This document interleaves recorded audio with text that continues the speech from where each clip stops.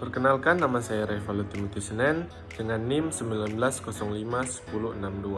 Saya adalah mahasiswa Universitas Katolik de la Salle Manado, semester 4, Fakultas Hukum. Video ini saya buat yaitu untuk memenuhi tugas ujian akhir semester Hukum Lingkungan. Langsung kepada soal yang pertama, yaitu apakah makna filosofi implementasi konstitusi bumi, air, dan kekayaan alam yang terkandung di dalamnya telah tercapai di Indonesia pada saat ini? Dan adakah jaminan bahwa kekayaan alam akan mendatangkan manfaat bagi generasi saat ini dan mendatang apabila kekayaan alam ini tidak mengalami kerusakan akibat eksploitasi yang tidak terencana dan melanggar Undang-Undang PPLH? Jadi untuk makna filosofi tersebut yaitu di dalam negara Kesatuan Republik Indonesia yang susunan kehidupan rakyatnya termasuk perekonomiannya terutama masih berhubungan dengan agraria, bumi, air, dan ruang angkasa sebagai suatu karunia Tuhan Yang Maha Esa mempunyai fungsi yang amat penting untuk membangun masyarakat yang adil dan makmur sebagai yang kita cita-citakan. Tetapi ini belum tercapai dikarenakan masih ada sebagian besar masyarakat yang hidup berkekurangan. Jadi Indonesia bisa dibilang adalah negara kaya yang belum makmur dan sejahtera.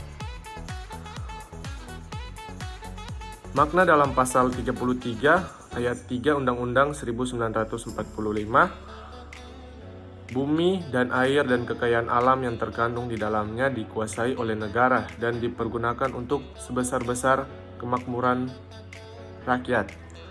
Indonesia memiliki sumber kekayaan alam berlimpah dan juga berbagai potensi yang luar biasa. Namun di sisi lain, negeri ini ternyata belum juga bisa keluar dari kondisi keterpurukan ekonomi. Dengan kata lain, kita seakan-akan hidup di tengah lautan paradoks.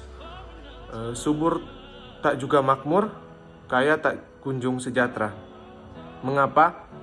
Dikarenakan korupsi adalah salah satu penyebabnya, sehingga menyebabkan krisisnya ekonomi masyarakat. Jadi, pemberantasan korupsi adalah salah satu pilihan penting dalam rangka menjadikan negara beserta masyarakat makmur dan sejahtera.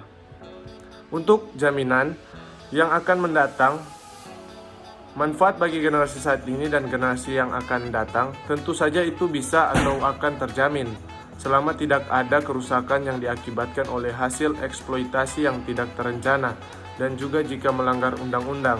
Agar dapat terjamin, maka kita sebagai masyarakat Indonesia harus menggunakan kekayaan alam yang ada dengan sebaik-baiknya agar supaya bisa terus digunakan dan terlebih bisa dikembangkan oleh generasi yang akan datang.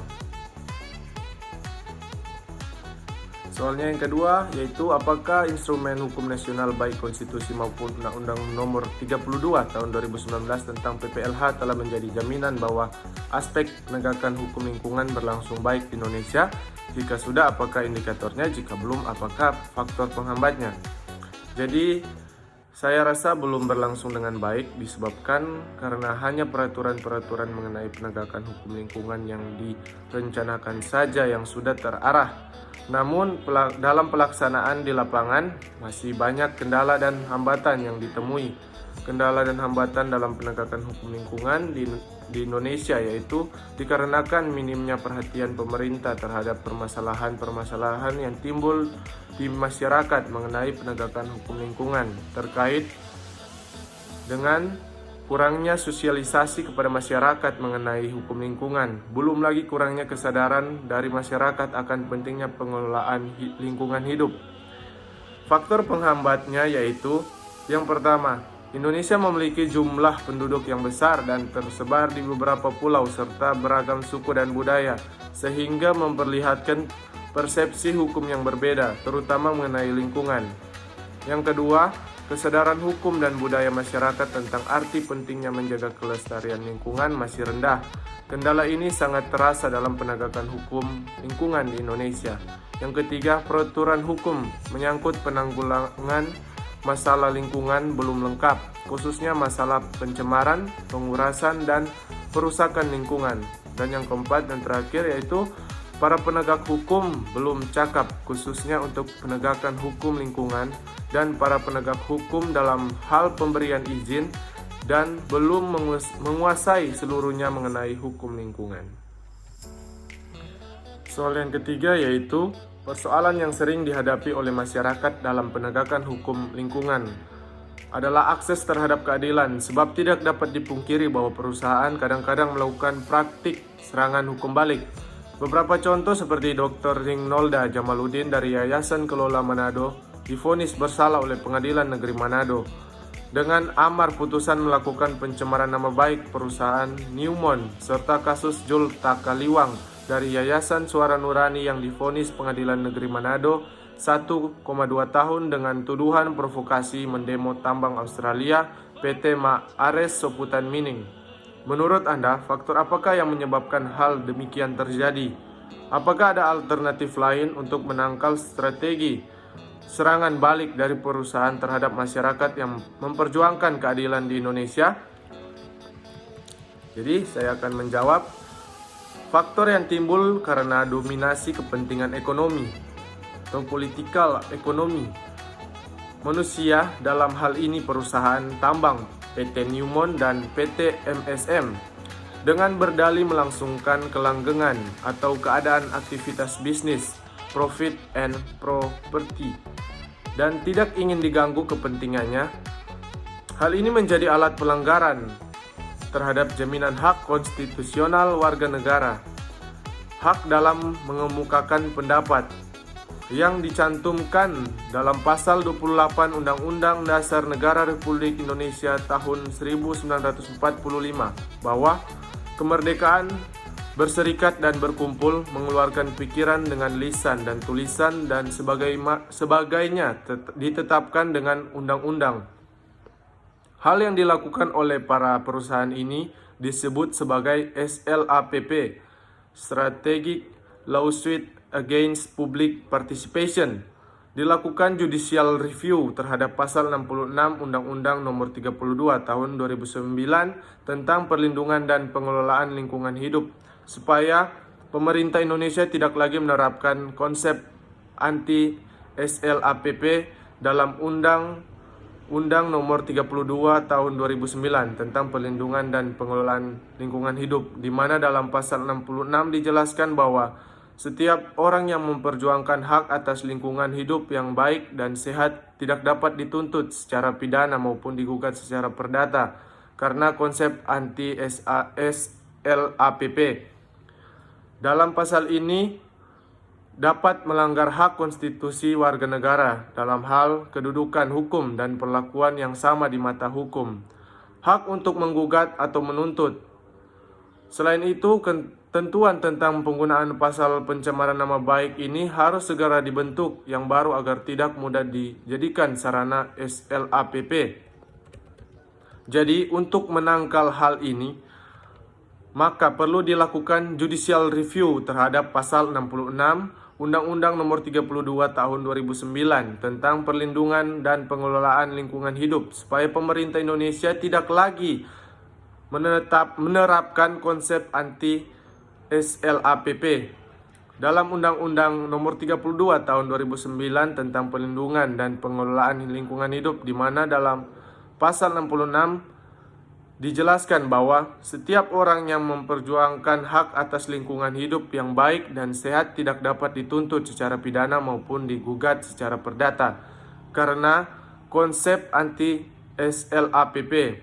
Dalam pasal ini dapat melanggar hak konstitusi warga negara dalam hal kedudukan hukum dan perlakuan yang sama di mata hukum, hak untuk menggugat atau menuntut.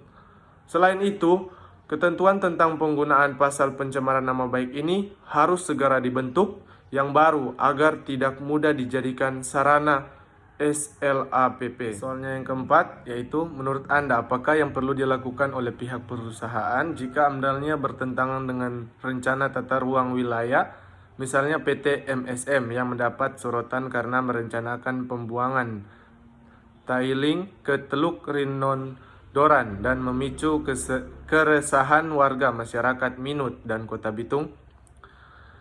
Jadi, AMDAL bisa keluar apabila tidak bertentangan dengan Undang-Undang Kehutanan dan Tata Ruang. Maka perlu dipertanyakan kembali AMDAL yang dibuat oleh pihak perusahaan dengan pemerintah dan Dinas Lingkungan Hidup, Kenapa harus bertentangan? Untuk itu pihak perusahaan harus mengkaji kembali pembuatan AMDAL-nya dengan Dinas Lingkungan Hidup terkait agar tidak terjadi pelanggaran masalah pembuangan limbah tiling. Soalnya yang kelima yaitu, apakah yang dimaksud dengan tanggung jawab mutlak atau strict liability menurut pasal 88 Undang-Undang Republik Indonesia Nomor 32 Tahun 2009 dan bagaimana contohnya. Jadi, strict liability merupakan doktrin pertanggungjawaban perdata yang menyatakan bahwa tanggung jawab muncul seketika tanpa didasarkan kepada adanya unsur kesalahan atau liability without fault. Doktrin strict liability merupakan tanggung jawab orang yang menjalankan suatu jenis kegiatan yang dapat digolongkan sebagai extra hazardous atau ultra hazardous atau abnormally dangerous. Maka ia diwajibkan memikul segala kerugian yang timbul atau ditimbulkan meskipun telah bertindak sangat hati-hati untuk mencegah bahaya atau kerugian tersebut walaupun dilakukan tanpa kesengajaan. Saya mengambil sebuah contoh kasus yaitu mengenai kasus Walhi melawan Freeport. Kasus ini bermula dari terjadinya longsoran overburden penambangan PT Freeport Indonesia di Danau Wanagon, Irian Jaya pada tanggal 14 Mei tahun 2000, pukul 9.30 waktu Indonesia Timur. Longsoran tersebut menyebabkan meluapnya material ke Sungai Wanagon dan Desa Banti yang letaknya berada di bawah Danau Wanagon. Kejadian tersebut menelan korban jiwa, 4 orang yang merupakan pekerja subkontraktor tergugat. Karena kejadian ini, Organisasi Wahana Lingkungan Hidup Indonesia atau WALHI Jakarta Selatan pada tanggal 1 November tahun 2000 mengajukan gugatan legal standing ke Pengadilan Negeri Jakarta. Di dalam positanya, penggugat mendalilkan bahwa tergugat telah melakukan perbuatan melawan hukum berupa tindakan sengaja menutupi dan memberikan informasi yang tidak benar dan tidak akurat kepada publik mengenai bencana yang terjadi. Selain itu, penggugat juga mendalilkan bahwa kegiatan penambangan yang dilakukan tergugat telah menyebabkan kerusakan yang sangat hebat. Oleh karena itu, tergugat harus bertanggung jawab secara strict liability. Dalam petitum primernya, penggugat meminta agar Majelis Hakim antara lain mengabulkan gugatan penggugat seluruhnya, menyatakan tergugat telah melakukan perbuatan melawan hukum. Sedangkan di dalam petitum subsidiarnya, penggugat hanya meminta agar Majelis Hakim memberikan putusan yang seadil-adilnya. Di dalam putusan, Majelis Hakim mengabulkan gugatan tergugat untuk sebagian, yaitu menyatakan tergugat telah melakukan perbuatan melawan hukum berupa tindakan memberikan informasi yang tidak benar dan tidak akurat. Majelis Hakim juga mengabulkan tuntutan subsidiar, yaitu memerintah kepada tergugat untuk melakukan tindakan tertentu berupa upaya maksimal untuk meminimalisir terjadinya overburden ke Danau Wanagon. Dan soal yang terakhir yaitu soal nomor 6. Apakah yang dimaksud dengan prinsip pencegahan dini atau the precautionary principle dalam hukum lingkungan? Dan apakah acuan yang dipakai untuk mengaplikasikan prinsip pencegahan dini? Jadi prinsip ini merupakan jawaban atas kebijakan pengelolaan lingkungan yang didasarkan kepada satu hal yang perlu dalam melakukan prevensi atau penanggulangan hanya akan dapat dilakukan jika telah benar-benar dapat diketahui dan dibuktikan. Sungguh sangat merugikan sekali jika sesuatu yang sudah berpotensi atau sudah terjadi kerusakan lingkungan baru dapat diambil sebuah keputusan setelah diketahui atau dibuktikan lebih dahulu secara pasti. Pendasaran pada pembuktian lebih dahulu menjadi penghalang bagi pengambilan keputusan yang bersifat segera. Sementara dampak dan risiko sudah sangat nyata sekali dirasakan. Ada beberapa acuan yang dapat dipakai untuk mengaplikasikan prinsip pencegahan dini. Acuan yang dipakai tersebut adalah yang pertama, ancaman kerusakan lingkungan begitu serius dan bersifat tidak dapat dipulihkan. Misalnya memiliki akibat yang sifatnya membahayakan, yang bersifat antar generasi, atau keadaan tidak terdapat substitusi dari sumber daya yang digunakan. Yang kedua, bersifat ketidakpastian ilmiah. Terdapat keadaan di mana akibat yang akan timbul dari suatu aktivitas tidak dapat diperkirakan secara pasti berhubung karakter dari masalahnya sendiri, penyebab maupun dampak potensial dari kegiatan tersebut. Yang ketiga itu ikhtiar prevensional, mencangkup ikhtiar pencegahan hingga biaya-biaya yang bersifat efektif. Itulah video dari tugas ujian akhir semester hukum lingkungan yang dapat saya buat. Sekian dan terima kasih.